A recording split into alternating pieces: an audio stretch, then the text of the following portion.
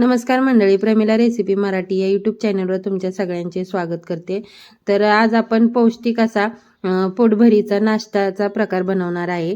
तर आपण बघू शकता किती मऊसूद जाळीदार असे आपण गव्हाच्या पिठापासून हे धिरडे बनवले आहेत. बघू शकताय तुम्ही. ही रेसिपी मी अगदी साधी आणि सोप्या पद्धतीने तुमच्यासोबत शेअर केलेली आहे, त्यामुळे व्हिडिओ शेवटपर्यंत नक्की बघा. त्यासाठी करायचं काय आहे, एका मिक्सिंग बाउलमध्ये आपल्याला 1 वाटी गव्हाचं पीठ घ्यायचं आहे. चाळून घेतलेलं आहे इथं, आणि 2 चमचे बारीक रवा घेतलेला आहे. जरी तुम्ही मोठ्या रव्याचा वापर केला तरी पण चालू शकते ह्या चमच्याच्या मापाने. आणि त्याच चमच्यांच्या मापाने 1 चमचा चाळलेलं बेसन पीठ घेतलेलं आहे. चवीनुसार मीठ टाकून घेतलेलं आहे. चमच्याच्या साहाय्याने मिक्स करून घेतलेलं आहे. मिक्स करून झाल्यानंतर थोडं थोडं पाण्याचा वापर करून हे बॅटर आपलं तयार करून घेतलेलं आहे. हे एकदम बॅटर असं पातळसर आपल्याला तयार करून घ्यायचं आहे, आणि ह्याच्यामध्ये अजिबात आपल्याला गुठळ्या होऊन द्यायच्या नाहीत.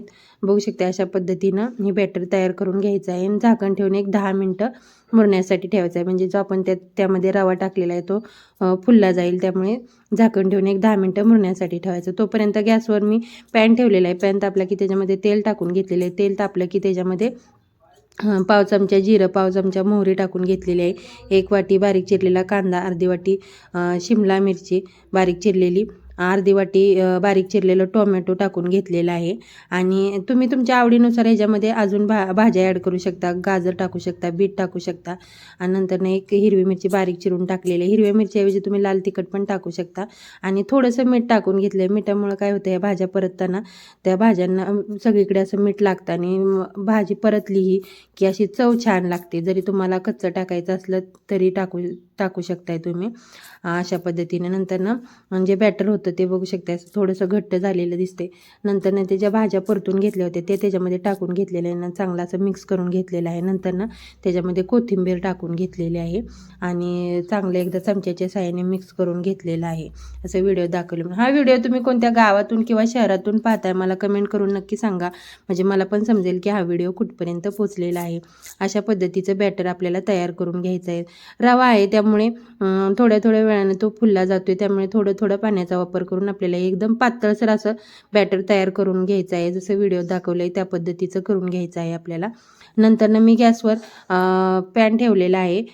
पॅन तापला की त्याच्यामध्ये सगळीकडून ब्रशच्या साहाय्याने तेल लावून घेतलेलं आहे, आणि नंतर पळीच्या साहाय्याने म्हणजे चमच्याच्या साहाय्याने बॅटर आपल्याला कडेनं सुरुवात करायची आहे, आणि आपल्याला मधी एंड करायचं आहे. जेवढं तुम्ही असं पातळसर बॅटर तयार कराल तेवढी तुमच्या धिरड्याला छान अशी जाळी सुटते. आणि धिरडं आपल्याला जाड बनवायचं नाही, तर पातळ बनवायचं आहे धिरडं आपल्याला. बघू शकता अशा पद्धतीने. आणि मध्यम ते कमी गॅसवर हे आपल्याला धिरडं भाजून घ्यायचं आहे. आणि गॅस आपल्याला मध्यमच ठेवायचा आहे, आणि मध्यम गॅसवरच आपल्याला हे धिरडं असं पलटी करून घ्यायचं. बघू शकता किती छान असा कलर पण आलेला आहे, आणि जाळी पण छान अशी सुटलेली आहे. बघू शकते अशा पद्धतीनं. आणि पातळसर आपल्याला धिरडं हे घालून घ्यायचं आहे. नंतर मी दुसरं एक तुम्हाला करून दाखवते. बघू शकते अशा पद्धतीनं.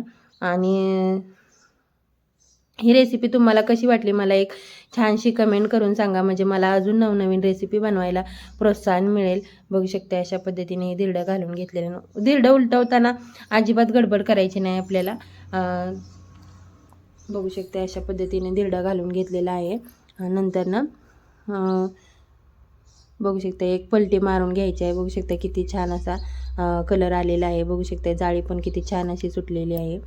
बघू शकता. आणि हे धिरडे आपण दही सोडा काहीच वापरलेलं नाही, इनो वापरलेला नाही, काहीच वापरलेलं नाही, तरी बघू शकता किती छान अशी जाळी सुटलेली आहे धिरड्याला आपल्या.